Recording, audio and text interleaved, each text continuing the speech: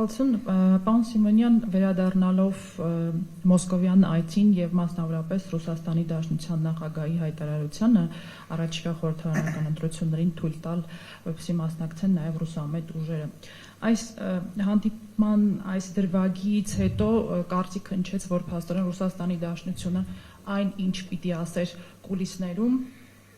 off record փաստորեն ուղիղ եթերում կուլիսներում էլ պետք չէ դա ասել մեծ հաշվով էլ։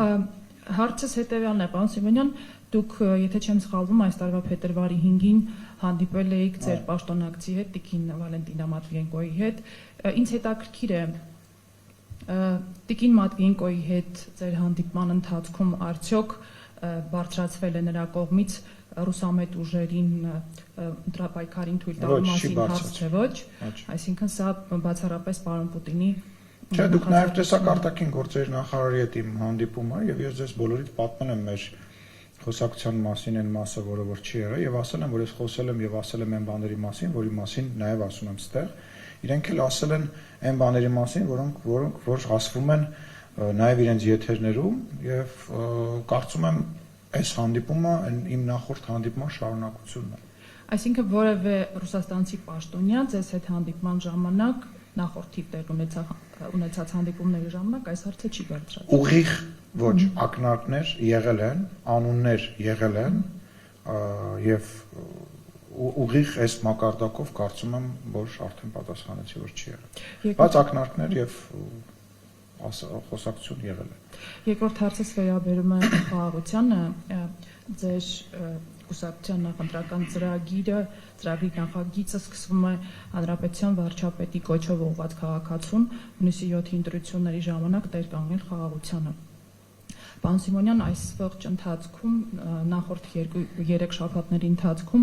դուք եղել եք մարզերում, շփվել եք քաղաքացիների հետ, խնդրում եմ ձեր տպավորությունները հայտնեք, քաղաքացին ընկալում է, որ ապրում է խաղաղ երկրում, քաղաքացիական պայմանագիրը բավականաչափ աշխատանք տարել է, որպեսզի քաղաքացուն բացատրի ինչ է խաղաղ ապրելը եւ ինչպես եք պատրաստվում դիմակայել ձեր ընդդիմադիր գործընկերների կողմից խաղաղությունը դեմոնիզացնելու արշավին, նրանք ասում են, չէ, ձեր վերած խաղաղությունը թույլիկ է, չերաշխավորված է, այ մենք կգանք կբերենք երաշխավորված ուժեղը։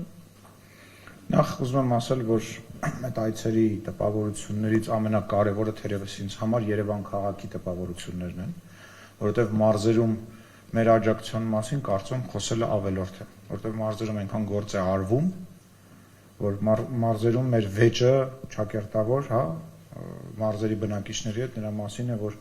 հիմա սկզբից դպրոցը կառուցենք, թե մանկապարտեզը, թե ճանապարհը կառուցենք, թե մանկապարտեզը, որովհետև այն մեկը արդեն կառուցվել է, հիմա եկեք այս կառուցենք։ Ուստի մարզերի մասին պետք է ասեմ, որ բոլոր այն մարզերում, որտեղ մենք եղել ենք, ես միայն էներգիայով եմ լցվել եւ շատ տպավորված եմ եւ անկեղծ ասած իմ համար շատ նաեւ հուզիչ եւ հաճելի է Երևանի արձագանքը, որովհետեւ Երևանում մենք ուղղակի տեղից չենք կարողանում շարժվել։ Այսինքն բավարար է մենք գանք պայմանական, հա, կայարանի մոտ, հա, ասենք 3 ժամ, 4 ժամ մենք ուղղակի չենք կարողանում տեղից շարժվենք, որովհետեւ մարդկանց հոսք կա եւ դա ուղղակի ֆանտաստիկ է։